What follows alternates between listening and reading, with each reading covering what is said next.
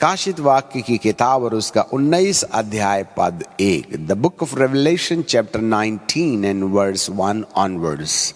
वहां लिखा है इसके बाद। अब ये कौन सी घटना है जिसके बाद?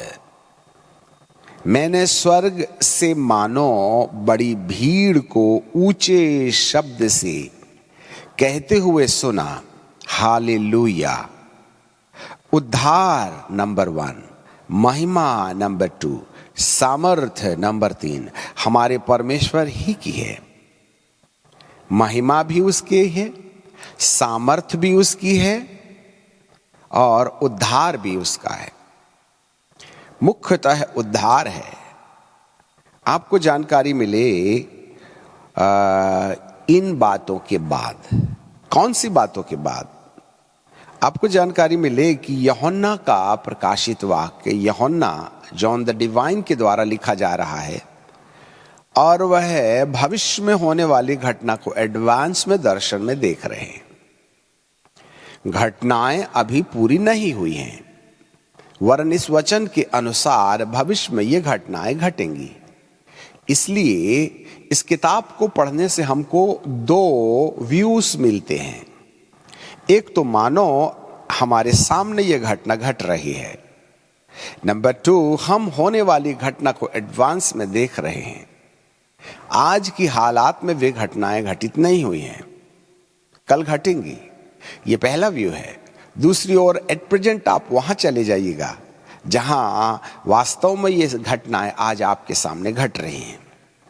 तो इन बातों के बाद कहने का मतलब होता है कि वो उन घटनाओं को दिखाने की कोशिश कर रहे हैं जो ऑलरेडी पूरी हो चुकी है। और ये कौन सी घटना है? आपको मालूम होवे 7 साल के महाक्लेश काल को हमने जो 2 भागों में बांटा था, उसमें प्रारंभ के 3.5 साल तो शांति की गुजर गए और बकाया जो 3.5 साल जो महाक्लेश काल के हैं, उसमें अलग अलग प्रकार की घटनाएं एक समय पर शुरू होंगी। इसलिए हर एक घटना को एक एक तरीके से 3.5 साल में, फिर दूसरी घटना को दूसरी लाइन में 3.5 साल में, और फिर तीसरी घटना को 3.5 साल में, इस तरीके से हम प्रकाशित वाक्य के 3.5 साल की घटनाओं को लिखे गए क्रमबद्ध तरीके से नहीं समझ सकते हैं, क्योंकि जिस क्रम में ये लिखा गया है वो क्रम वैसा नहीं है जैसा लिखा गया है। क्योंकि एक घटना को 3.5 साल के आखिरी 3.5 साल के प्रारंभ से लेकर के 3.5 साल के आखिरी कगार तक समझाने के लिए एक लाइन से हम उन घटनाओं को घटित होता हुआ देखते हैं। फिर हम उसी घटना को, दूसरी घटना को प्रारंभ से 3.5 साल के आखिरी तक देखने के लिए हम लोग क्रमबद्ध देखते हैं। इसलिए आपको जब प्रकाशित वाक्य पढ़ें तो हम ये ना सोचें कि पहले अध्याय में, दूसरे अध्याय में, तीसरे अध्याय में, पहले पद में, दूसरे पद में और तीसरे पद में जिस तरीके से लिखा गया है वो घटनाएं लिखे गए क्रमबद्ध तरीके से होंगी, ऐसा नहीं है। जब बाइबल कहती है इसके बाद मैंने, कौन सी घटना? जो पहले बता दी गई है और आगे भी बताई जाएगी, वो वाली घटना भी घटी नहीं है, इसलिए क्रम टूट जाता है। वास्तव में देखा जाए तो जिस बड़े नगर बाबुल के जल जाने की बात 18वें अध्याय में और कुछ 19वें अध्याय में भी इसकी झलकियां दिखाई देती हैं, यह काम पूरा हो चुका है। वो बड़ा बाबुल, जैसे कि 3 पद में हम देखें तो वहां लिखा है, दूसरे पद से पढ़ लेते हैं, क्योंकि उसके निर्णय सच्चे, इसलिए कि उसने उस बड़ी वेश्या को जो अपने व्यभिचार से पृथ्वी को भ्रष्ट करती थी न्याय किया, मतलब काम हो गया है। 19वें अध्याय में जब ये बातें कहा कि इसके बाद अर्थात उस बड़ी वेश्या के आग में जलाए जाने के बाद की घटना 19वें अध्याय में शुरू होती है, इसलिए इसके बाद शब्द काम में लाया जाता है।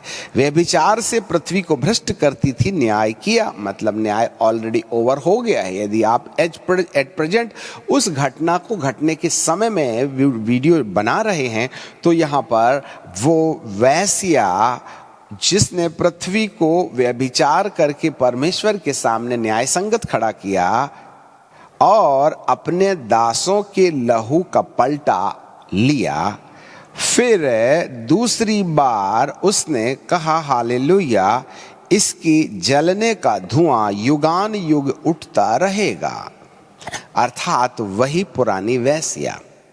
यदि आप 18वें अध्याय को शुरू से लेकर के आखिरी तक पढ़ें तो इसकी ओर हम इन बातों के बाद, अर्थात किन बातों के बाद, जरा ध्यान से सुनिएगा।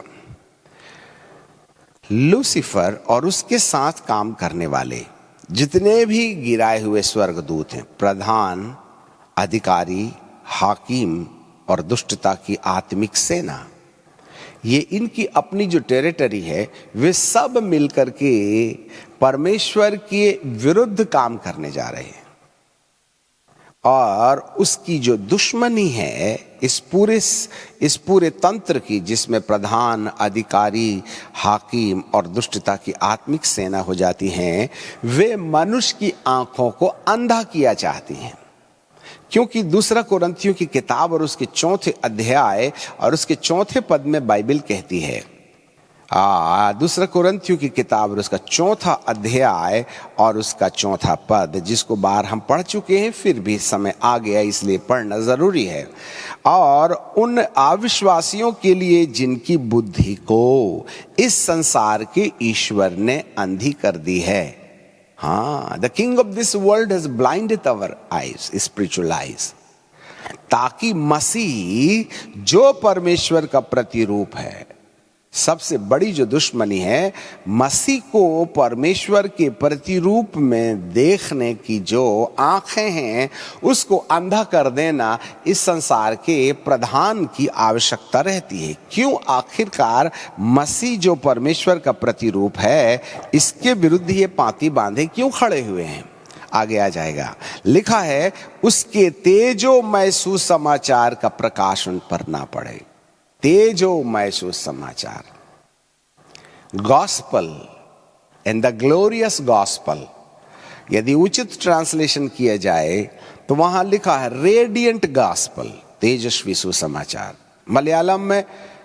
मलयालम में इसके लिए तेजसिंड सुविशेषम, सुविशेषम एंड तेजसिंड सुविशेषम, सुसमाचार और तेजस्वी सुसमाचार। आपको मालूम है अंधकार की सत्ता को सुसमाचार से ज्यादा प्रॉब्लम नहीं है, जिसमें से सब लोग जो यीशु मसीह को मानने और जानने वाले हैं एक दूसरे को सुनने और सुनाने का काम करते हैं। बाइबल में ये लिखा है, बाइबल में ये लिखा है, बाइबल में ये लिखा है।